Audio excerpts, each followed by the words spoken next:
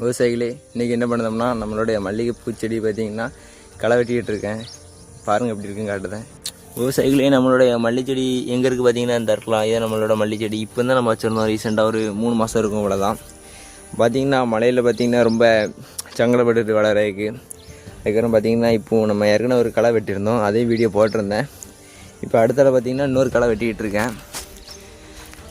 விவசாயிகளே இப்போ களை வெட்ட பார்த்திங்கன்னா ரொம்ப சிம்பிள் தான். ஏன்னா எப்படி நான் சொல்லுதோம்னா நம்மளுடைய மல்லி செடி பார்த்திங்கன்னா கரெக்டாக அந்த மூட்டை சுற்றி ரவுண்டாக வெட்டினா போதும், அதுக்கு மேலே நம்ம வெட்ட வேண்டாம். என்ன காரணம்னா நம்ம முன்னாலே சொல்லியிருந்தேன், கிரீஸ் வண்டி அதாவது பவர் டில்லர் சின்ன டிராக்டர்னு சொல்லுவாங்க, அந்த டிராக்டரை வச்சு பார்த்திங்கன்னா வயல் ஃபுல்லாகவே உழுதுறணும். ஃபஸ்ட்டு உழுதுட்டுனா அப்படி செடியை மட்டும் நம்ம கழிச்சு விட்டுட்டு மீதி ஃபுல்லாகவே உழுதுட்டோம்னா நம்ம அதோட மூட்டுக்கு மட்டும் நம்ம களை வெட்டினா வேலை சிம்பிளாக முடிஞ்சிடும்.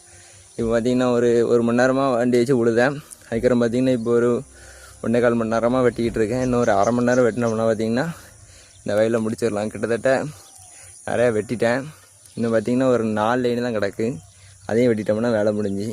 அதுக்கப்புறம் பார்த்திங்கன்னா நம்ம ஒரு 6 மாதத்தில் பார்த்திங்கன்னா பூ எடுக்க ஆரம்பிச்சிடலாம்.